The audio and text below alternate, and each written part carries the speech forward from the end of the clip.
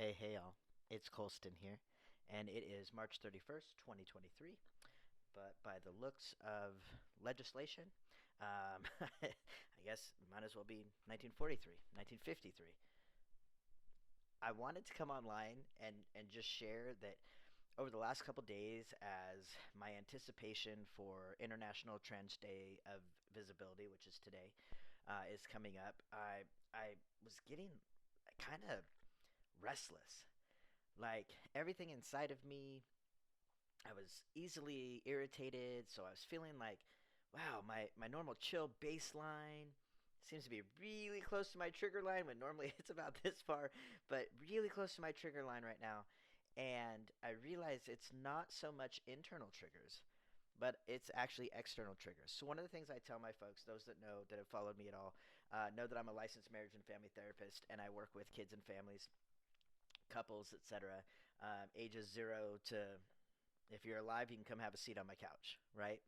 So, in talking about things that trigger us and then the body cues, when our body lets us know that we're starting to get escalated, the idea is that we pay attention to those things so that we don't end up engaging in the outburst phase, right? That's the stuff that gets us in trouble. That's what I tell kids. This is the stuff that gets you busted, right? Hit, kick, bite, scream, yell, cuss, run away from home, break stuff, etc. Right? It's also the stuff that for adults gets you thrown in jail. And for any human, it messes with relationships, right? So if I have had some sort of outburst behavior, I'm losing trust with folks. And so there's part of me that is trying to really be pragmatic about the current political situation, as if there's only one. um, but in all honesty, I'm having a really hard time not hitting the outburst phase. I'll be real. I have watched so many videos and I have listened to so many folks talk, and I thought, well, I'm going to come on, I'm going to record today. And I'm going to talk about how we can listen to other people's points of view, and they can be drastically different from our own, but we can still have relationships and we can still have trust and we can still get along and we can still be congenial. And I have tried recording this several times this evening, and I'm failing. I'm failing at that. So here's what I think my internal side, my triggers have been trying to tell me about where I'm at right now, and I'm pissed. I'm angry. I will never say that I understand where someone else is coming from 100% completely. No matter if we've had similar situations, similar traumas, similar life experiences, your experience is your experience. And I am not going to be one of those people, if you're like, oh, this tragedy happened to me, and I'm like, oh, totally, I had the same thing. No, no, right? Everyone's experience is individual. But here's what's happening in the collective experience in the United States for minorities right now.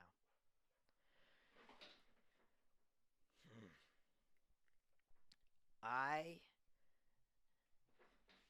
before transitioning, I was affected by laws and rules and progress, and not, being affected doesn't always mean negative, but as a female, presenting female at the time, rights to vote, Susan B. Anthony, these are big huge things, right?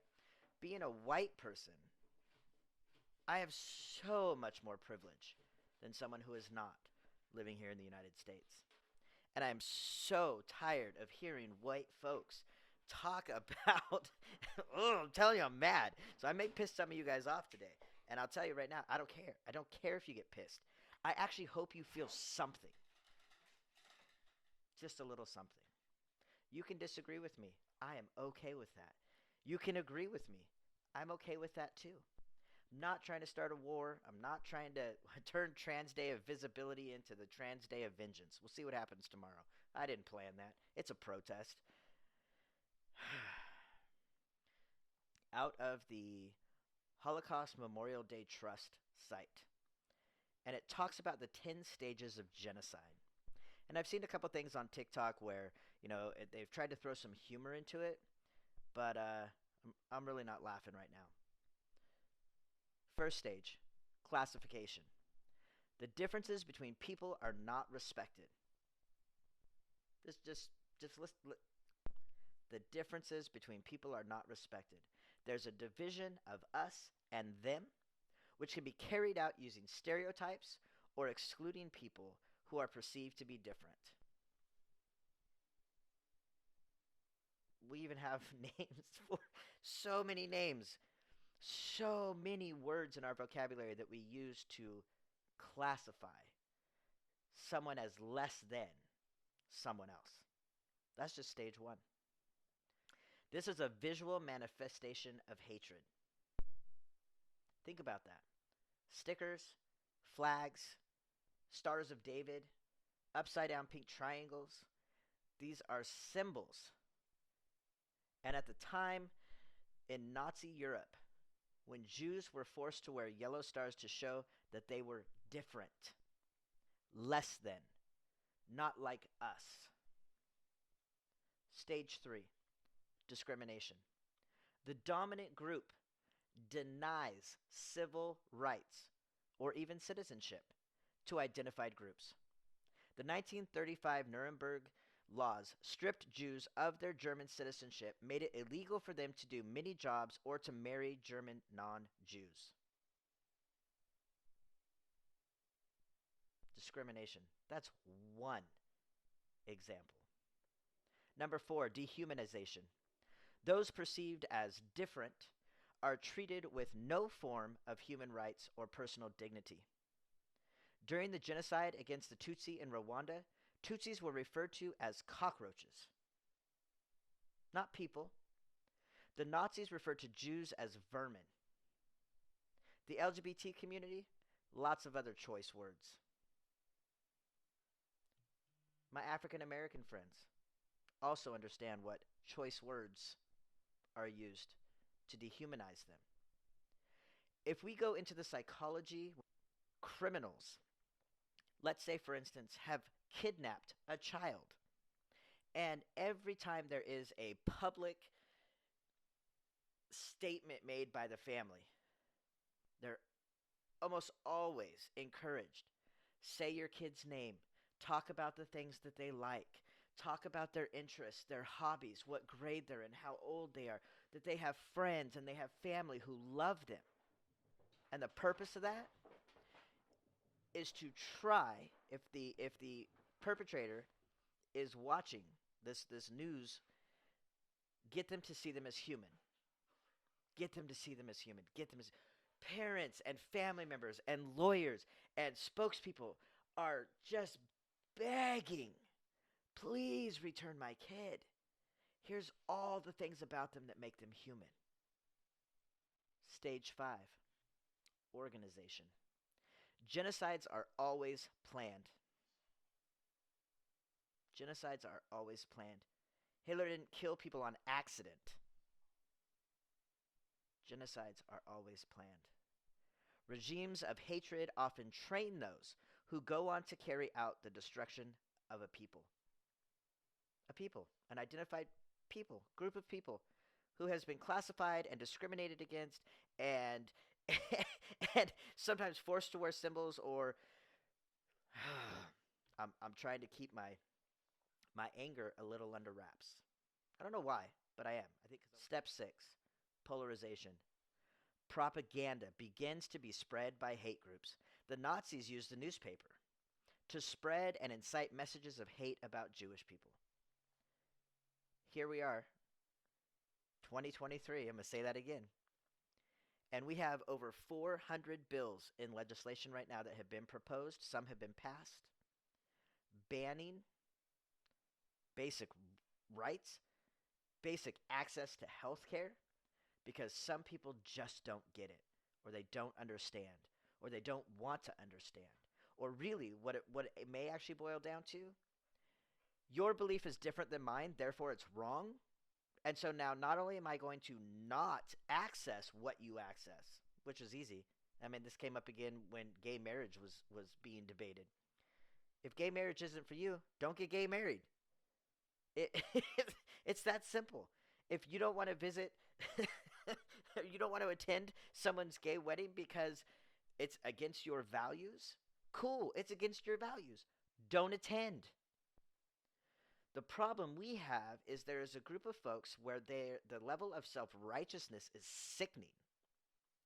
That not only do their values and beliefs work for them, but they expect and then promote and then polarize through propaganda why what differs from them is so evil, so horrible, and then they hide their bigotry. Yes, on purpose I said that. They hide their bigotry under the guise of protecting children. Stage 7, preparation. Perpetrators plan the genocide. They often use euphemisms, such as the Nazis' phrase, the final solution, to close their intentions. They create fear of the victim group, building up armies and weapons. Make America great again. Stage 8, persecution. Victims are identified because of their ethnicity or religion, and death lists are drawn up.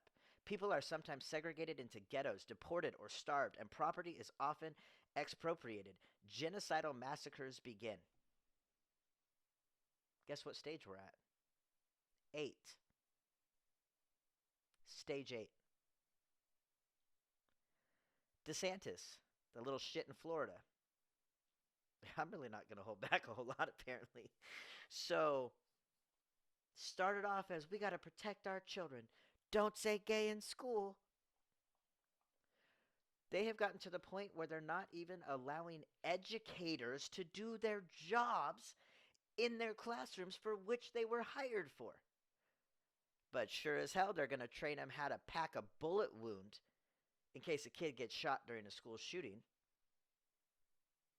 But let's ban books in the library that might influence, I don't know, the whole point of education, learning, getting enough information from various sources so that I can make an informed decision about my life or my job or my career goal or what religion I choose to be a part of or not.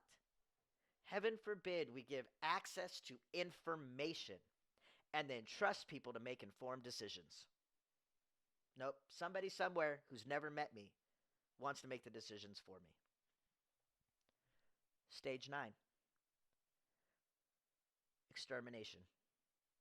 The hate group murders their identified victims in a deliberate and systematic campaign of violence. Millions of lives have been destroyed or changed beyond recognition through genocide. Number 10. This is my favorite. It's my favorite stage. Denial. The perpetrators, or later generations, deny the existence of any crime. And here we are, 2023 in the United States, and we haven't learned a damn thing from history. To be a citizen in a nation that is playing out these stages right now in my lifetime, I'm 46 years old. This is shit we read about in school. But guess what? Now, we've got schools all over the United States. Kids won't get to read about it.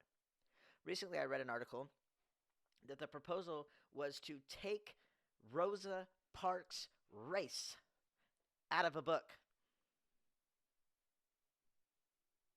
Really? Really? Because we want to whitewash the entire damn nation? Sure, because it's denial. We're going to deny that these things actually occurred. And people will believe us. You know how I know that? You know how I know people will believe the deniers? Because when Trump said, grab her by the pussy, supporters didn't bat an eye. Sexual assault on women. And people, his supporters, didn't bat an eye. And if you talked about it, if you had a different view that, oh, it's just guys being guys, men say things all the time, however you explain it away, you are contributing to what has continued to happen that we are seeing play out now.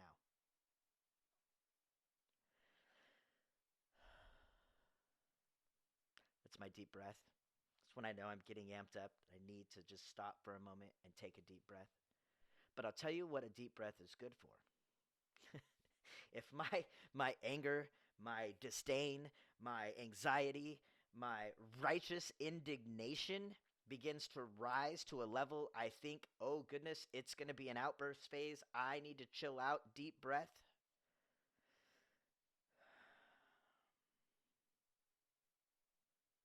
It helps my heart rate slow down. But it doesn't erase the feelings or the facts of what's happening in the U.S. The Supreme Court set yes, us, the people of the United States, not just the women in the United States, not just the trans kids in the United States, not just whatever category that you want to put out there. You know, that category so we can classify you. Our progress as a nation. The brave land of the free? Are you fucking kidding me? I have a buddy. Lives in Africa. Johannesburg, actually. He actually said, what? What's happening with all this legislation? This was a conversation last year. Politically? What happened to America being the home of the brave and the land of the free? And I watched every single United States citizen in that Zoom meeting chuckle. Because we live here. And we know what it's actually like. So it's home of the brave, land of the free, if you are cisgendered male and white.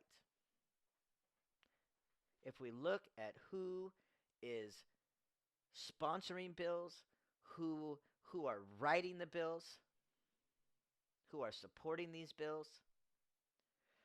So let me get to today's dilemma. International Trans Visibility.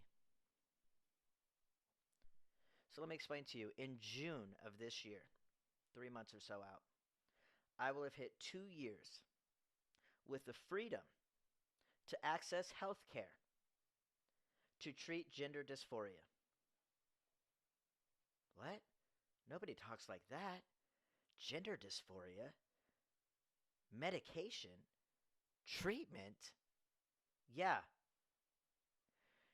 For some reason, this idea has been created and fabricated that if a 12-year-old kid or 7-year-old kid walks into their doctor's office and says, I want hormones, the doc says, sure thing, no problem, prescription filled at your local pharmacy for your convenience.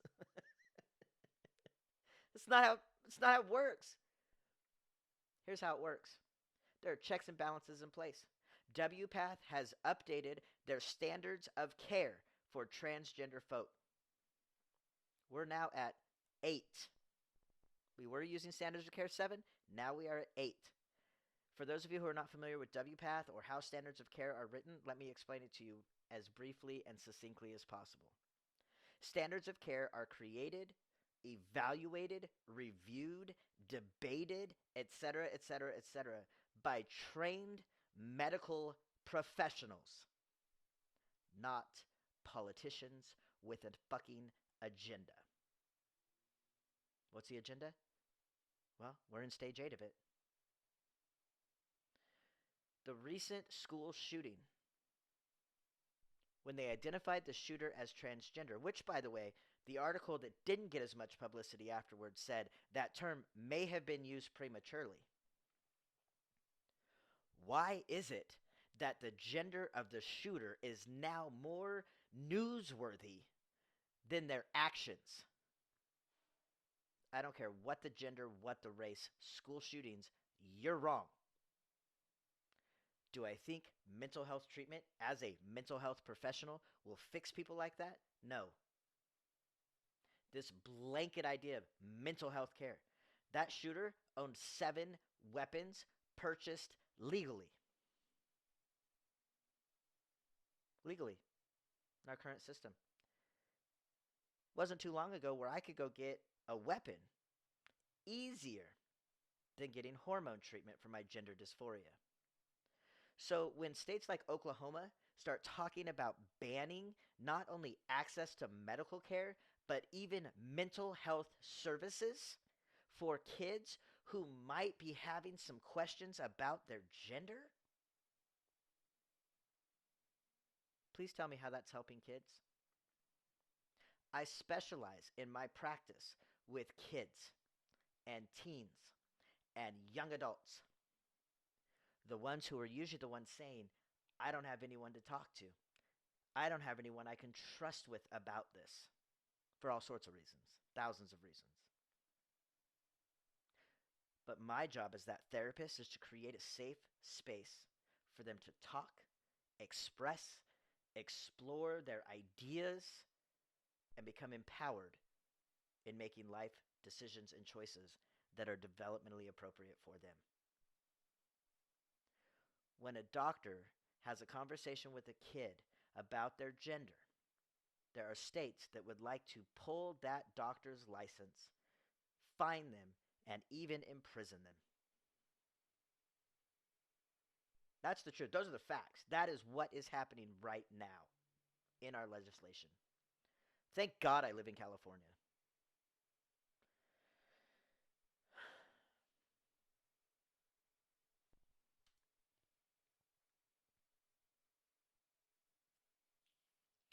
I have a buddy who lives in Oklahoma, going to school to be a therapist, finished school, doing their intern hours, now called associate hours, came out as trans.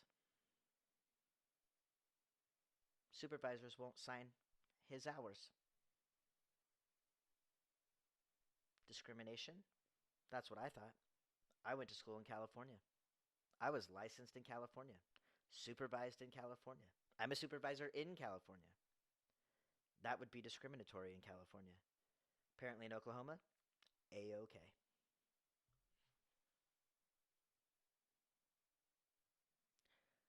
I continue to hear stories of injustice. I continue to hear stories of bigotry.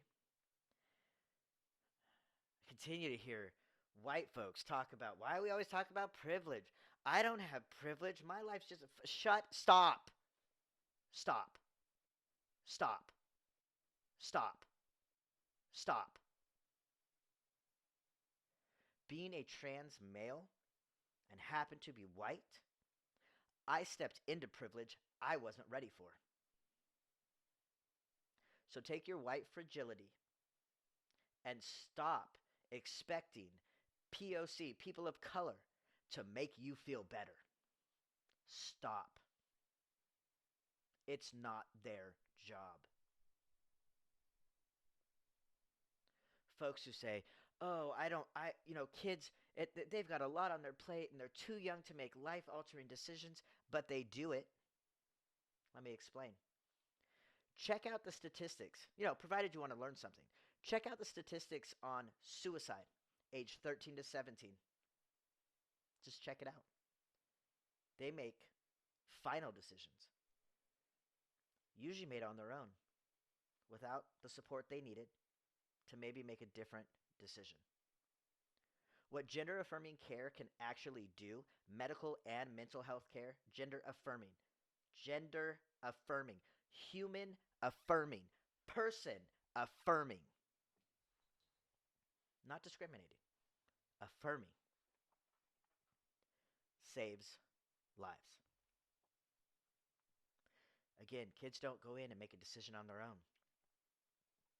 They don't say, I want hormone treatment, and that's it. There are so many things that are done before medicine. Just like in treating depression and anxiety, for instance.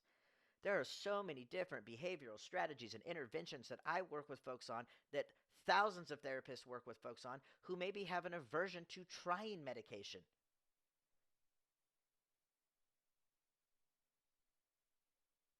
If I try some of these behavioral interventions and strategies and coping tools, and I still feel so depressed, there might actually be a chemical imbalance in my brain that can be rectified by a pill. Who am I going to talk to about it? My politician? No. My doctor.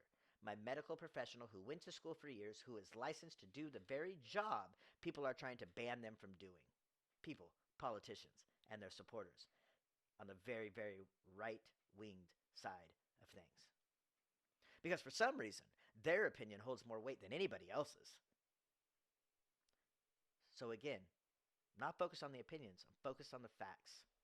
And the facts of the matter are kids who have supportive parents or family members that they can have these conversations with, that they can share their vulnerabilities with, that they can express themselves with, and not get the shit beat out of them, or not be abused in any other possible way,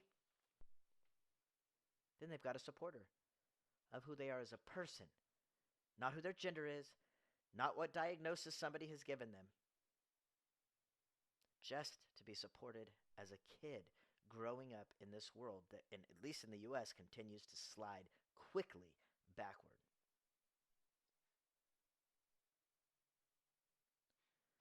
Not only do they have a conversation with their doctor, it's not like one conversation. That doctor is evaluating their readiness for, understanding of, at least in California, we're an informed consent state. Informed consent. Informed decision making. Oh, access to information about what I can expect if I were to start medicine, in this case, hormone treatment. What I can expect. When it comes to surgery, surgeons even have, doctor makes a referral, surgeon still has their own standards of care to follow. And some are higher than the actual standards of care that have been published. WPATH, world professionals, not just US, world professionals. These are the standards of care.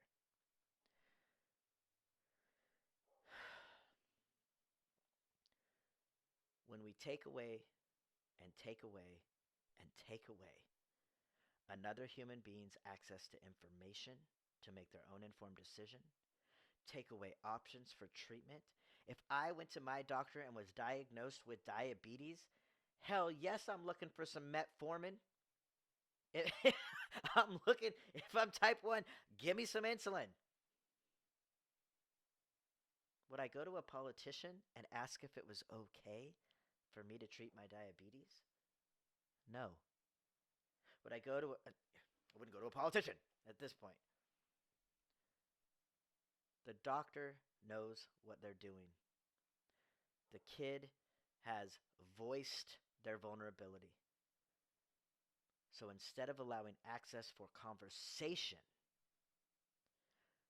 talking about options, providing education so that people can make informed decisions. And again, it's not like this kid exists alone in a bubble. They have, hopefully, they have family who have accompanied them to this doctor appointment to have the conversation, to learn more about what options there are that maybe aren't medicine or surgery related. Because in treating gender dysphoria, sometimes just a social transition minimizes the dysphoria enough that the kid chooses to stay alive.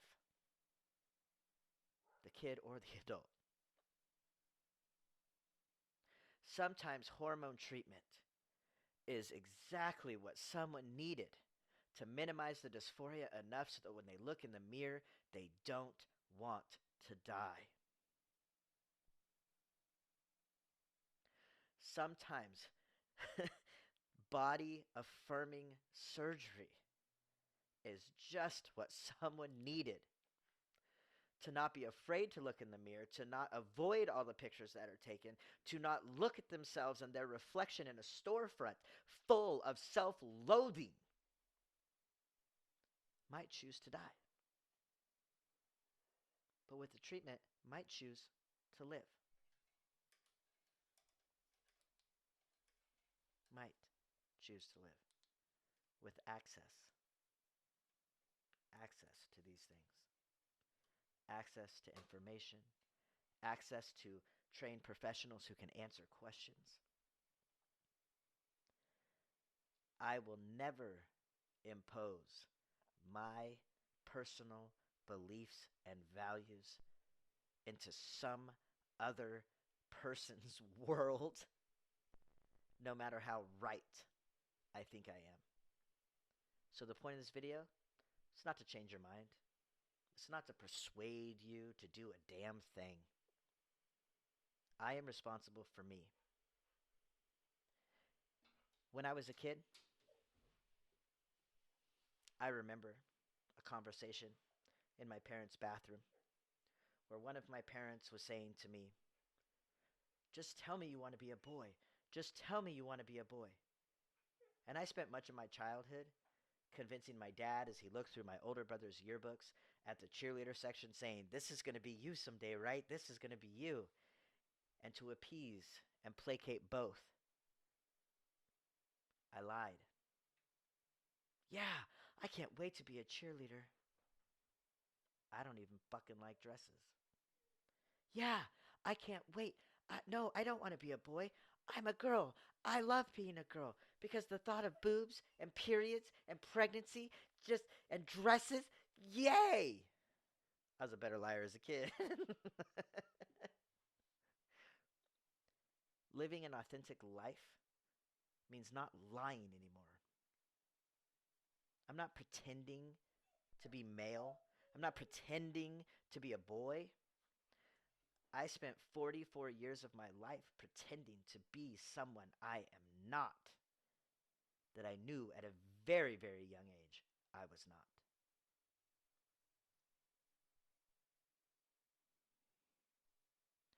If you're still watching the video, I hope something resonated with you.